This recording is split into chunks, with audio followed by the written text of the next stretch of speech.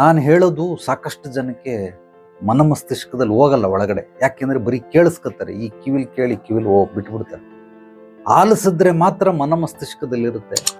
ಯಾವಾಗ ನಾನು ಹೇಳೋದು ನಿನಗೆ ಅರ್ಥ ಆಗುತ್ತೆ, ನಿನ್ನ ಜೀವನನೂ ಕೂಡ ನಿಜವಾಗ್ಲೂ ಪಾವನ ಆಗುತ್ತೆ. ಸತ್ಯವಾದ ಮಾತಿದು. ನೀನು ಈ ತೆಂಗಿನಕಾಯಿ, ಆ ತೆಂಗಿನಕಾಯಿ ಒಂದು 40 ರೂಪಾಯಿಗೆ ಸಿಗುತ್ತೆ. ಒಳ್ಳೆ ತೆಂಗಿನಕಾಯಿ 40 ರೂಪಾಯಿಗೆ ಸಿಗುತ್ತೆ. ಆ 40 ರೂಪಾಯಿ ಕೊಟ್ಟು ಅದೇ ತೆಂಗಿನಕಾಯಲ್ಲಿ ನೀನು ಚೆನ್ನಾಗಿ ತುರಿದ್ಬಿಟ್ಟು ಹಾಲು ಬರ್ತದೆ, ಹಿಂಡ್ಬಿಡು, ಅದಕ್ಕೆ ನೀರು ಹಾಕು. ಆ ಹಾಲು ಮತ್ತು ನೀರು ಎರಡು ಕೂಡ 1 ಲೀಟ್ರ್ ಆಗೋಷ್ಟು. ಹಾಲು ಕೂಡ ಅಷ್ಟೇ ಇರ್ಬೋದು, ನನಗೆ ಗೊತ್ತಿಲ್ಲ. ಒಂದು 40-45 ರೂಪಾಯಿ ಇರ್ಬೋದು, 50 ರೂಪಾಯಿ ಅನ್ಕೋ, ಪರವಾಗಿಲ್ಲ. ಅದಕ್ಕಿಂತ 10 ರೂಪಾಯಿ ಕಡಿಮೆ ಇದು.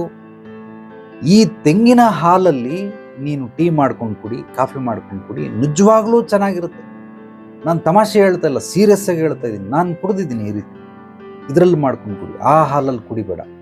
ಅಥವಾ ನೈಜವಾಗಿ ಯಾವುದಾದ್ರೂ ದೇಶಿ ಹಸುಗಳಿದ್ರೆ, ಅಂದರೆ ನಮ್ಮ ನಾಟಿ ತಳಿ ಹಸುಗಳು, ಅದರಿಂದ ಬಂದಂಥ ಹಾಲನ್ನು ನೀನು ಸೇವನೆ ಮಾಡಬೇಕು.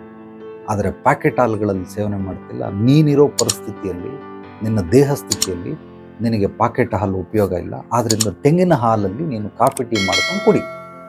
ಇಲ್ಲ ನಿನ್ನ ಹತ್ರ ದುಡ್ಡಿದೆ ಇನ್ನೂ ನನ್ನ ಹತ್ರ ಚೆನ್ನಾಗಿ ಅಂತಂದರೆ ಗೋಡಂಬಿ ತಗೋ, ಗೋಡಂಬಿಲಿ ಹಾಲು ತೆಗಿಬೋದು, ಅದನ್ನೆಲ್ಲ ಕ್ಲೀನಾಗಿ ಮಾಡ್ಕೋ. ಬಾದಾಮಿಯಲ್ಲಿ ಹಾಲು ತೆಗಿಬೋದು. ಇಲ್ಲ ನನ್ನ ಹತ್ರ ಅಷ್ಟು ದುಡ್ಡಿಲ್ಲ, ರಾಗಿಲಿ ತೆಗಿ, ರಾಗಿನ ನೆನೆ ಹಾಕ್ಬಿಡು. ರಾತ್ರಿ ಎಲ್ಲ ನೆನೆ ಹಾಕಿ ಬೆಳಿಗ್ಗೆ ರಾಗಿ ದಪ್ಪಗಾಗ್ಬಿಟ್ಟಿರುತ್ತೆ, ಅದನ್ನು ಚೆನ್ನಾಗಿ ಜಜ್ಜಿಬಿಟ್ಟು ಮಿಕ್ಸಿಗೆ ಹಾಕಿ ಅದರಲ್ಲಿ ಹಾಲು ತೆಗಿ, ಅದರಲ್ಲಿ ಟೀ ಕಾಫಿ ಮಾಡ್ಕೊಂಡು ಕುಡಿ. ಎಂಥ ಅದ್ಭುತವಾದ ಟೇಸ್ಟ್ ಇರುತ್ತೆ ಗೊತ್ತಾ. ಸಕ್ಕರೆ ಹಾಕಬೇಡ, ಅದ್ರ ಬದಲು ಬೆಲ್ಲ ಹಾಕು, ಅಥವಾ ಜೇನುತುಪ್ಪ ಹಾಕು, ಇಲ್ಲ ಕಲ್ ಸಕ್ಕರೆ ಹಾಕು. ಎಂಥ ಟೇಸ್ಟ್ ಇರುತ್ತೆ. ನಾನು ಟೇಸ್ಟ್ಗೋಸ್ಕರ ಹೇಳ್ತಲ್ಲ, ನಿನ್ನ ಒಂದು ದೈಹಿಕ ಆರೋಗ್ಯಕ್ಕೋಸ್ಕರ ಈ ರೀತಿ ಹೇಳ್ತಾ ಇದ್ದೀನಿ. ಇದು ನಿಜವಾಗ್ಲೂ ಅತ್ಯದ್ಭುತವಾದಂತಹ ಫಲಿತಾಂಶ ಕೊಡುತ್ತೆ. ಚಾಚು ತಪ್ಪದೆ ನಾನು ಹೇಳಿದ್ದನ್ನೆಲ್ಲ ನೀನು ಮಾಡಮ್ಮ. 3 ತಿಂಗಳು ಮಾಡು ನೋಡು, ನಿನ್ನ ದೇಹ ಯಾವ ರೀತಿ ಸುಧಾರಣೆಗೆ ಬರ್ತದೆ. ಆ ಎಲ್ಲ ನಿನಗೇನೇನು ರೋಗಗಳಿದ್ದಾವೆ, ಬ್ಲಾಕೇಜಸ್ಗಳೆಲ್ಲವೂ ಕೂಡ ರಿಮೂವ್ ಆಗುತ್ತೆ. ತೆಂಗಿನಕಾಯಿ ತಾಯಿ ಎದೆ ಹಾಲಿಗಿಂತನೂ ಸರ್ವಶ್ರೇಷ್ಠ. ಇದನ್ನ ಚೆನ್ನಾಗಿ ತಿಳ್ಕೊಳ್ಳಿ. ಕೆಲವರು ತೆಂಗಿನಕಾಯಿನೇ ಯೂಸ್ ಮಾಡಲ್ಲ. ಒಬ್ರು ಸ್ವಾಮೀಜಿಗಳಿದ್ರು, ವಾಳಪ್ಪಳ ಸ್ವಾಮಿ ಯಾರಂತ, ಬರೀ ತೆಂಗಿನಕಾಯಿ ಬಾಳೆಹಣ್ಣು ತಿನ್ಕೊಂಡು ಇಡೀ ಜೀವನ ಕಳೆದ್ಬಿಟ್ರು. 73 ವರ್ಷ ಕಳೆದ್ರು ತೆಂಗಿನಕಾಯಿ ಬಾಳೆಹಣ್ಣಲ್ಲಿ. ತೆಂಗಿನಕಾಯಿ ನಿಜವಾಗ್ಲೂ ಒಂದು ಭೂಮಂಡಲದಲ್ಲಿರುವಂತಹ ಅಮೃತ. ಆದ್ರಿಂದ ತೆಂಗಿನಕಾಯಿ ಹಾಲನ್ನು ಉಪಯೋಗಿಸು. ಖಂಡಿತವಾಗ್ಲು ಪಾಯಸ ಮಾಡಕ್ಕೆ ಉಪಯೋಗಿಸ್ತೀಯ.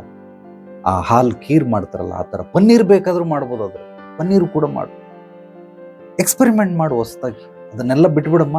ನೀನು ದಯಮಾಡಿ ಪಾಕೆಟ್ ಹಾಲನ್ನು ಕುಡಿಯೋದು ಬಿಟ್ಬಿಟ್ಟು ನಾನು ಹೇಳ್ತೀನಿ ತೆಂಗಿನಕಾಯಿ ಹಾಲು, ರಾಗಿ ಹಾಲು, ಇಲ್ಲ ದುಡ್ಡಿದ್ರೆ ಗೋಡಂಬಿ ಹಾಲು, ಇಲ್ಲ ಅಂದರೆ ಬಾದಾಮಿ ಹಾಲು, ಇದನ್ನು ಕುಡಿ. ಬಾದಾಮಿ ಹಾಲು ಕುಡಿದು ನೋಡು, ಒಳ್ಳೆ ಹೆಂಗೆ ದಷ್ಟಪುಷ್ಟವಾಗಿ ಆಗ್ಬಿಡ್ತೀಯ ನೋಡು. ದಪ್ಪ ಆಗ್ಬೇಕು ಅಂತೀಯಲ್ಲ, ದಪ್ಪ ಖಂಡಿತವಾಗ್ಲೂ ನೀನು 3 ತಿಂಗಳಲ್ಲಿ ಕಡಿಮೆ ಅಂದ್ರೂ ಮಿನಿಮಮ್ 7 kg ದಪ್ಪ ಆಗಿರ್ತೀಯ. ಆಗ್ಲಿಲ್ಲ ಕೇಳು, ಖಂಡಿತವಾಗ್ಲಾಗ. ಇದನ್ನು ನೀನು ಮಾಡಿ.